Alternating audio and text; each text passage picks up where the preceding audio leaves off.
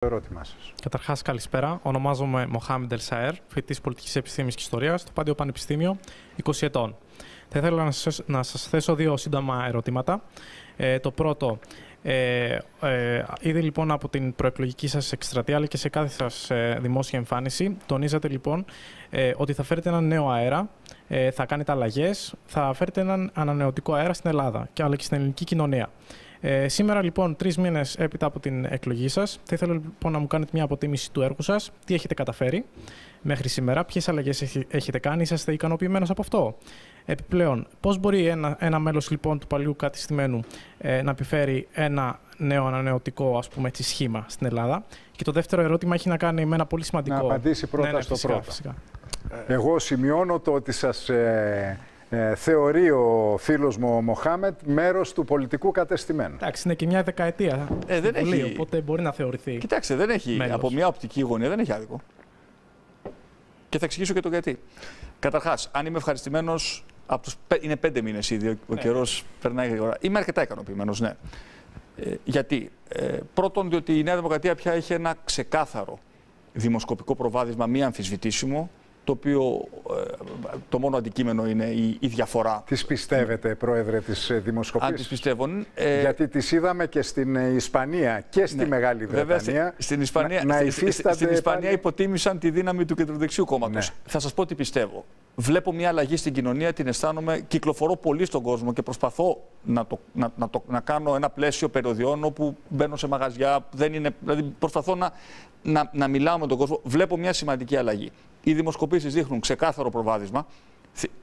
Μεταξύ 5, 8, 10 μονάδων έχουμε δει όλες αυτές τις διαφορές. Όταν είχαμε χάσει με 7 μονάδες. Είναι η πιο μεγάλη δημοσκοπική ανατροπή στο βαθμό που πιστεύουμε τις δημοσκοπήσεις που έχουμε δει. Μεγάλη υπεροχή του αρχηγού της αντιπολίτευσης στην καταλληλότητα για πρωθυπουργία, πράγμα το οποίο δεν το έχουμε ξαναδεί, και παράσταση νίκης. Οι πολίτες πιστεύουν ότι η Νέα Δημοκρατία θα κερδίσει τις επόμενες εκλογές. Έχουμε αλλάξει το καταστατικό μας. Κάναμε ένα συνέδριο πολύ τολμηρό. Θυμίζω, ξέρετε, είχατε, όχι εσείς προσωπικά, υπήρχε απεργία όταν κάναμε το συνέδριό μας. Θυμίζω στους φίλους τηλεθεατές και στους φίλους μας που είναι σήμερα εδώ ότι είμαι ο πρώτος πρόεδρος της Νέας Δημοκρατίας που έβαλα θητεία, κύριε Χατζηνικολάου. Η δικιά μου θητεία λήγει 10 Ιανουαρίου του 2021. Αν έχω την τύχη να είμαι τότε πρωθυπουργός, θα ανανεωθεί, αλλά τη στιγμή που θα φύγω από πρωθυπουργός, η θητεία μου θα λήξει αυτόματα. Έχω δικαίωμα να ξαναείμαι υποψήφιος, αλλά η Νέα Δημοκρατία εκείνη τη στιγμή θα περάσει πάλι από τη διαδικασία εκλογής νέου αρχηγού.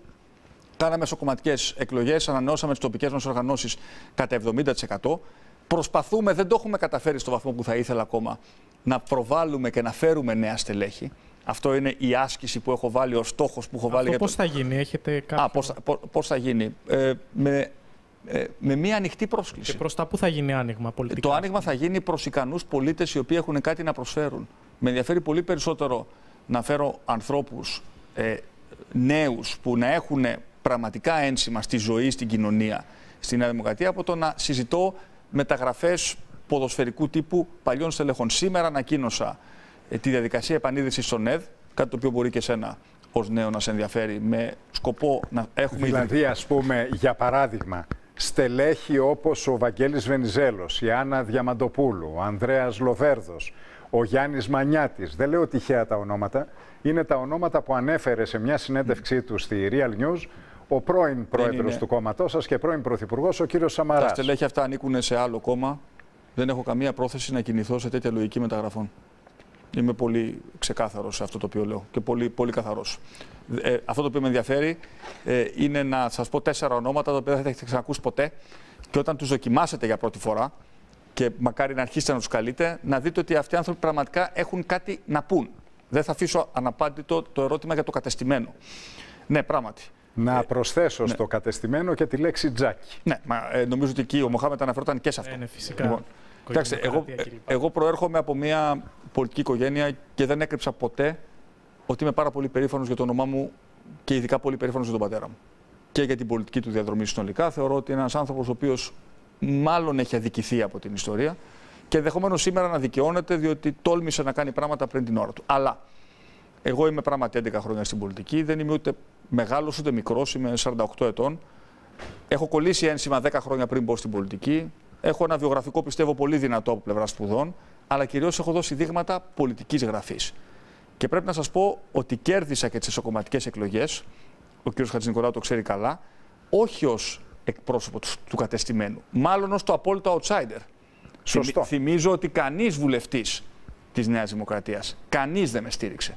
Οι περισσότεροι θεωρούσαν ότι δεν θα μπείτε στο δεύτερο γύρο. Αυτό σημαίνει ότι αυτά τα οποία είπα στην κοινωνία η οποία ήρθε να ψηφίσει, και πολλοί άνθρωποι στήθηκαν στην ουρά και περίμεναν ώρες να ψηφίσουν, και πολλοί δεν άνοικαν και στη Νέα Δημοκρατία, σημαίνει ότι κάπως κατάφερα και ακούμπησα με τον πολιτικό μου λόγο ανθρώπους οι οποίοι μπήκαν στον κόπο να συμμετέχουν στα κοινά. Το ίδιο θέλω να κάνω και στην Νέα Δημοκρατία. Μήπως έχει αλλάξει το ύφος σας μετά την εκλογή σας? Το πολιτικό ύφος. Τι εννοώ? Λένε, και σας μεταφέρω μια κριτική που την ακούω στην κοινωνία, ότι ο Μητσοτάκης της προεκλογικής περίοδου, εννοώ για την εκλογή αρχηγού, ήταν πιο εντός εισαγωγικών αντισυστημικός. Ο λόγος του ήταν πιο ανατρεπτικός. Με το που εξελέγει αρχηγός, μπήκε πάνω στις ράγες της κλασικής αντιπολίτευσης τύπου δεκαετία του 80. Ναι, το άκουσα κι εγώ αυτό και με προβλημάτισε. Και αν υπάρχει ένα δίκαιο σε αυτό, είναι, πιστεύω, δικό μου χρέος πάντα να κρατώ αυτό το πιο ανατρεπτικό στοιχείο. Και ας κρίνουν οι τηλεθεατές μας απόψε αν ο λόγος μου είναι ένας λόγος ξύλινος. Νομίζω ότι δεν είναι ξύλινος ο λόγος μου, συνολικά. Μπορεί να συμφωνεί κανείς, να διαφωνεί μαζί μου, αλλά ο λόγος μου δεν είναι ξύλινος. Και αυτό πρέπει να το κρατήσω, όχι για μένα, πρέπει να το κρατήσω συνολικά για την Νέα Δημοκρατία. Διότι είμαστε, όπως σας είπα, ένα παλιό κόμμα, το οποίο πρέπει να πείσει ότι αλλάζει και εξυγχρονίζεται. Από την άλλη, είμαι αρχηγός της εξωματικής αντιπολίτευσης. Πρέπει να δεν είμαι μόνος μου. Σήμερα, ας το πούμε, είχαμε μια πολύ παραγωγική συζήτηση με το συντονιστικό, το κοινοβουλευτικό. Δεν μπορώ να λέω ότι πιστεύω εγώ ότι είναι σωστό. Είμαστε ένα κόμμα, έχουμε δημοκρατικές διαδικασίες. Πρέπει να ακούω τους συναδέλφους, πρέπει να συνθέτω. Άρα υπάρχει, ναι, μια διαφορά μεταξύ του μοναχικού καβαλάρη υποψηφίου και του Προέδρου της αξιωματικής αντιπολίτευσης που φιλοδοξεί να γίνει πρωθυπουργός. Μάλιστα, και το δεύτερο ερώτημα είναι πολύ σύντομα. Είναι πολύ σπουδαίο όμως, είναι πολύ ουσιώδες. Θέλω να πάρετε μια ξεκάθαρη θέση όσον αφορά την επιστολική ψήφο, καθώς δεν νοείται σήμερα μια ευρωπαϊκή χώρα να μην τηρεί λοιπόν τις προβλέψεις περί. Το είπε πριν αυτό, το έχασε. Θα το πω με μισή φράση. Το είπε. Ψήφος έχουμε καταθέσει ως Νέα Δημοκρατία συγκεκριμένη πρόταση νόμου, η οποία τι λέει? Δίνει τη δυνατότητα στους Έλληνες πολίτες εγγεγραμμένους στους εκλογικούς καταλόγους να ψηφίζουν στο μόνιμο τόπο διαμονής τους. Όχι με επιστολική ψήφο, διότι είναι πολύ ακριβή λύση, αλλά εάν ήσουν, ας το πούμε, στην Νέα Υόρκη, στο Κάιρο, θα πήγαινε στο προξενείο, θα ψήφιζες το ψηφοδέλτιο επικρατείας του κόμματος, γιατί έτσι γλιτώνουμε τη λογική ότι έχουμε ψηφοδέλτια από όλες τις εκλογικές περιφέρειες, και θα έχεις τη δυνατότητα να μην μπει στον κόπο να έρθει στην Ελλάδα. Και το μεγάλο ερώτημα είναι γιατί αυτό, το οποίο είναι τόσο προφανές, ο κύριος Τσίπρας σήμερα, που θα μπορούσαμε να το περάσουμε με 200 ψήφους, το αρνείται. Θα το επαναφέρει τόσο πρωθυπουργός? Εγώ θέλω να πω μια φράση για τον εκλογικό νόμο, γιατί νομίζω ότι έχει αξία. Εκτός αν μου κάνετε ειδική ερώτηση. Θα έρθω αναλυτικά στη συνέχεια. Ναι, αλλά εγώ θα το πω τώρα όμως, γιατί έχει μια αξία.